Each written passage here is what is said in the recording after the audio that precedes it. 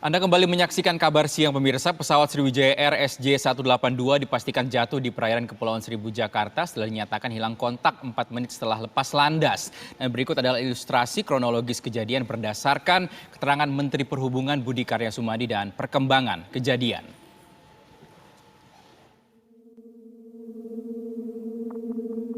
Pesawat Sriwijaya Air SJ182 sejatinya dijadwalkan terbang pada pukul 14 waktu Indonesia Barat dari Bandara Soekarno-Hatta, Tangerang, Banten. Namun hujan deras di jalur terbang membuat penerbangan delay selama 30 menit. Pukul 14.36, pesawat akhirnya diperbolehkan lepas landas.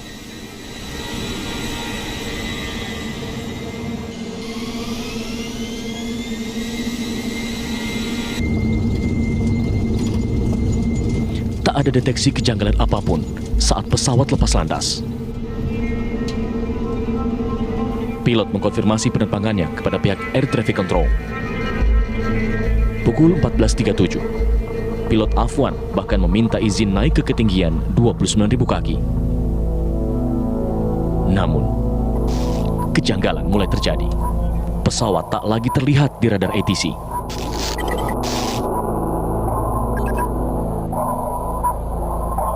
Pukul 14.40, pesawat dikonfirmasi hilang kontak.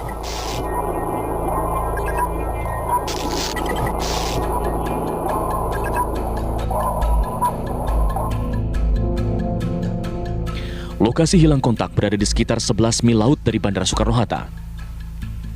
Basarnas mulai menerima info pukul 14.55 dan langsung mencari ke sekitar lokasi titik koordinat terakhir pesawat terlihat. Kekhawatiran memuncak. Pukul 18.20 waktu Indonesia Barat, tim gabungan menemukan kabel di sekitar lokasi titik koordinat pesawat. Pukul 19.20, TNI AL mengerahkan kapal perang dan pasukan Katak untuk operasi pencarian pesawat. Pukul 19.59, Menteri Perhubungan Budi Karya Sumadi memastikan pesawat Sriwijaya Air SJ182 jatuh karena kecelakaan. Keesokan harinya, pencarian difokuskan di 4 sektor pencarian utama dengan mengerahkan lebih dari 2.000 personel gabungan.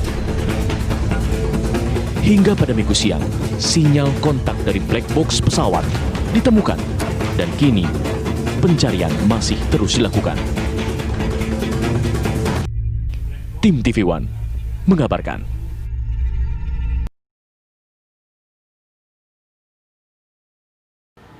Video detik-detik sebelum pesawat Sriwijaya Air SJ182 terbang dan sempat diabadikan salah seorang penumpang asal Kabupaten Pinrang, Sulawesi Selatan, pemirsa, yang ikut menjadi korban bersama dengan suami dan juga anaknya.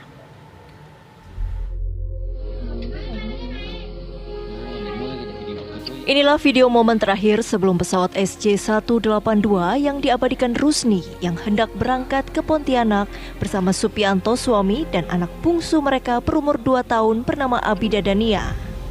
Nampak terlihat cuaca buruk dari rekaman yang diambil saat pesawat sedang menaikkan penumpang dan hendak menuju landasan pacu untuk take off.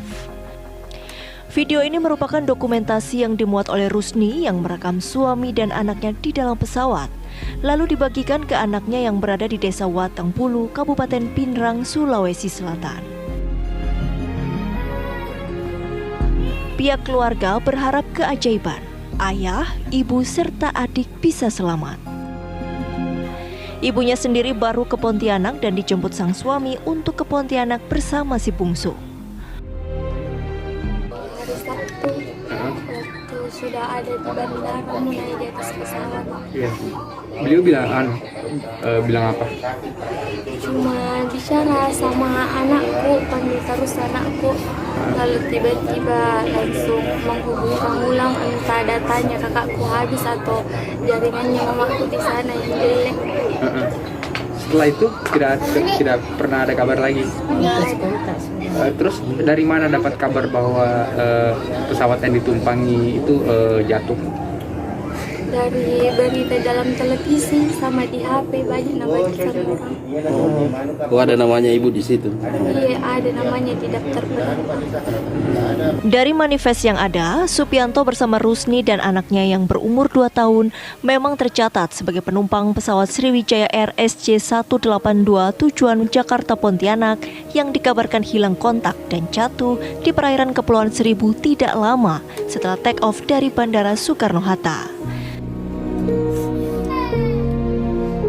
Dari Pinrang, Sulawesi Selatan, Rusli Jafar, TV One mengabarkan.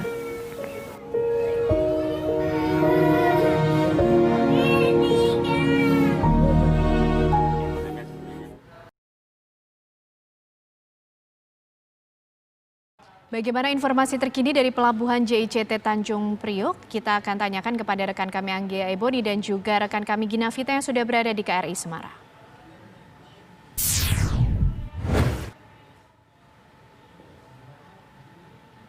Kita menuju ke KRI Semarang terlebih dahulu. Selamat siang Ginavita, saat ini apa upaya dan juga proses yang sedang berlangsung oleh tim yang ada di KRI Semarang?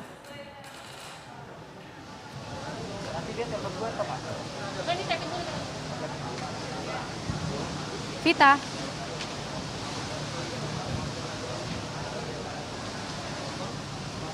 Selamat siang Ginavita.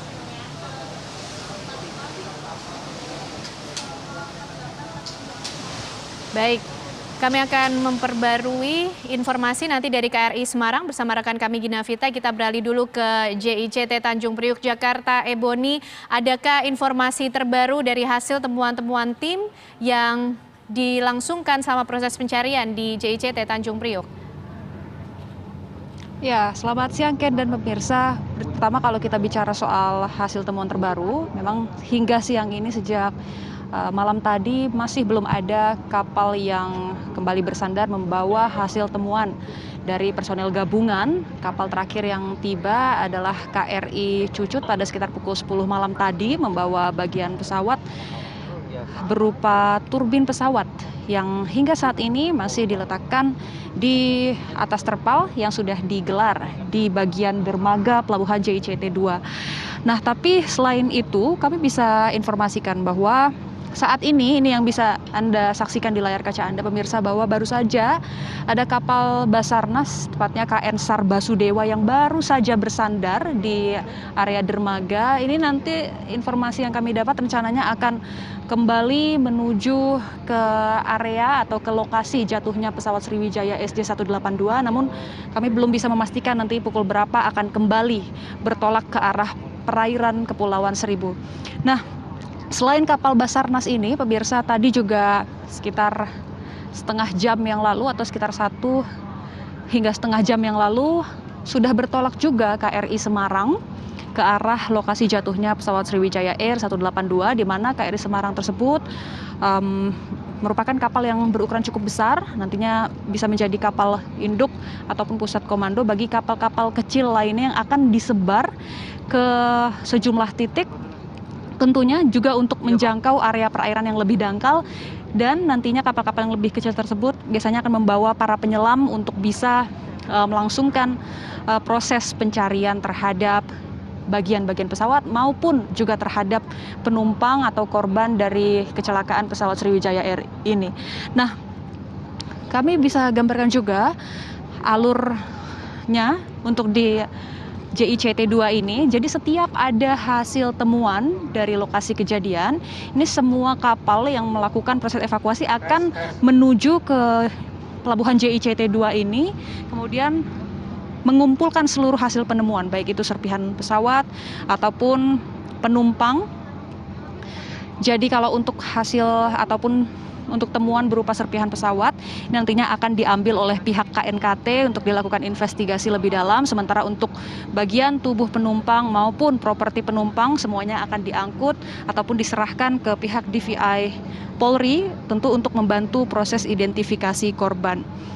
Nah, saat ini pemirsa bisa Anda saksikan juga di layar kaca Anda bahwa nampaknya kalau kami lihat ini ada barang atau hasil temuan terbaru.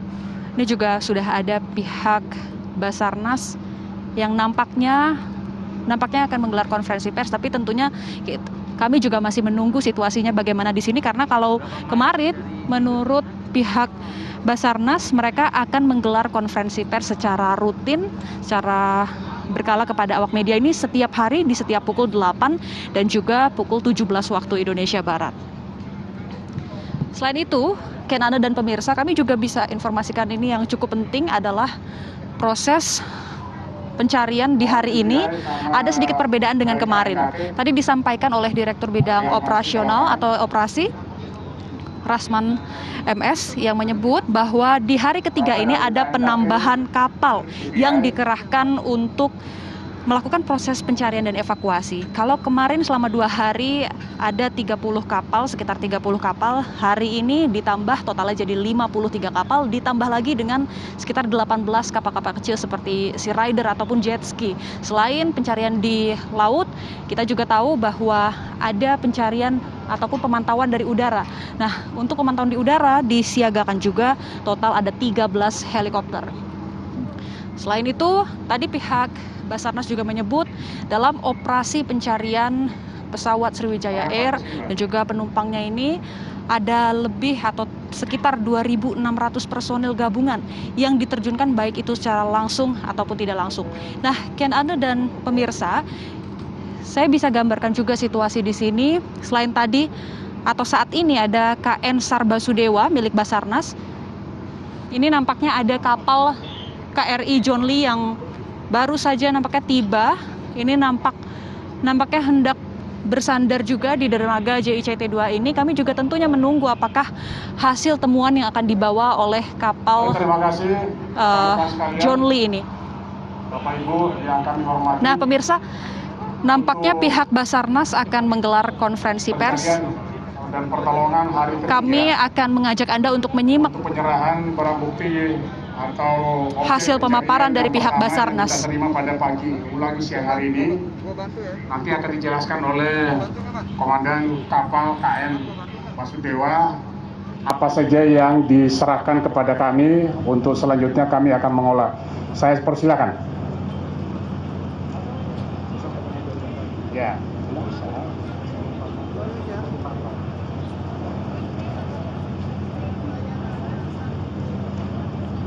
Oke, selamat siang. Untuk di hari ketiga ini yang kita berhasil evakuasi adalah body part, dan untuk KN Basudewa diarahkan oleh OSC untuk mengantar ke pelabuhan Tanjung Priok. Demikian. Baik, terima kasih dari Komandan KN Basudewa yang telah mengantar dan menyerahkan kepada kami 1 kantong body part yang selanjutnya yang telah ditemukan oleh tim yang ada di lapangan. Kemudian selanjutnya kami akan menyerahkan kepada DPI dan KNKT untuk dilakukan proses lebih lanjut. Saya kira itu yang perlu kami sampaikan kepada rekan-rekan sekalian. Selanjutnya kami persilahkan kepada KNKT dan DPI untuk dilakukan proses lebih lanjut. Terima kasih.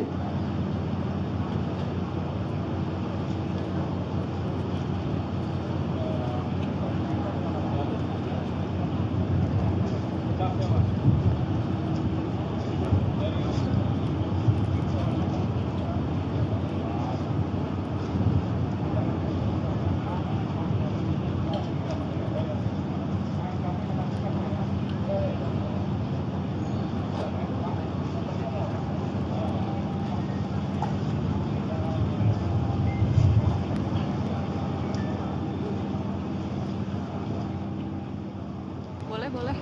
Ya, boleh.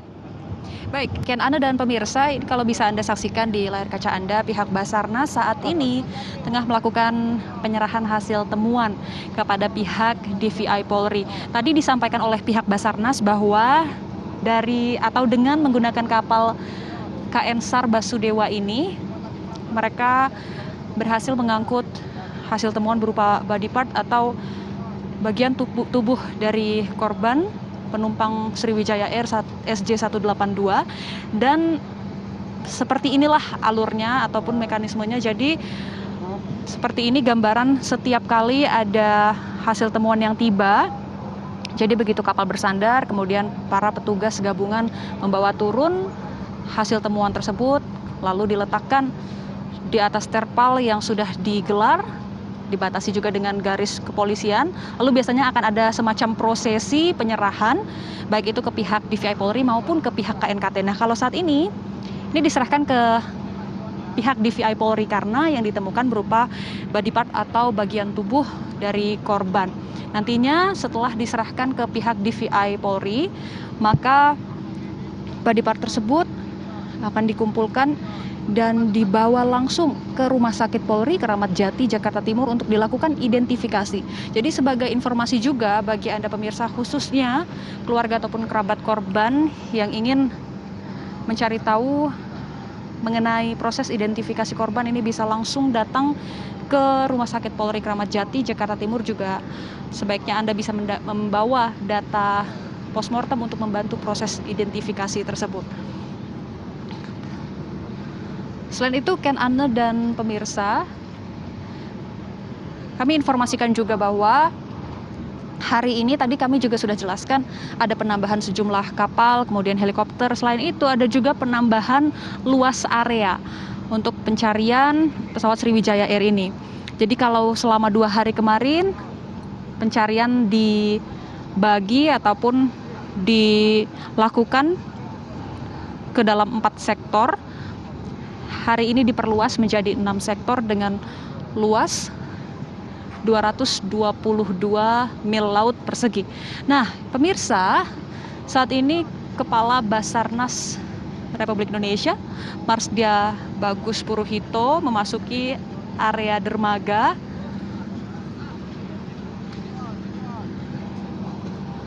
Ini nampaknya beliau juga akan menggelar pernyataan kepada awak media, namun kami masih belum mengetahui persis. Kami juga sama-sama menunggu informasi apa yang akan disampaikan. Sementara demikian, Ken Ane kembali ke Anda. Terima kasih Anggia Eboni, informasinya terbaru dari JICT Tanjung Priok, Jakarta, di mana baru saja dibawa ada bagian tubuh korban yang ditemukan, ada 1 kantong jenazah yang kemudian sudah diserahkan dari KN SAR Basudewa menuju ke tim DVI dan juga KNKT untuk dilakukan proses identifikasi. Pemirsa, tim DVI Polri telah menerima 40 sampel DNA dari keluarga penumpang Sriwijaya Air SJ182. Informasi yang kami hadirkan untuk Anda di Kabar Siang.